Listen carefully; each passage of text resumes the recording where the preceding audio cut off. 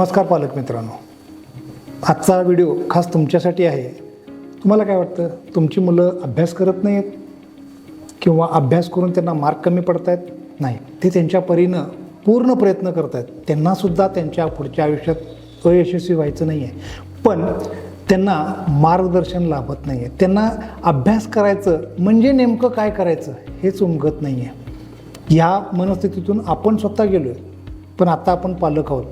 पण आपल्या वेळेला तसा कोणताही टूल नव्हता, कुठलीही साधनं नव्हती की अभ्यासाची पद्धत काय आहे ओळखून त्या पद्धतीनं आपण अभ्यास करावा.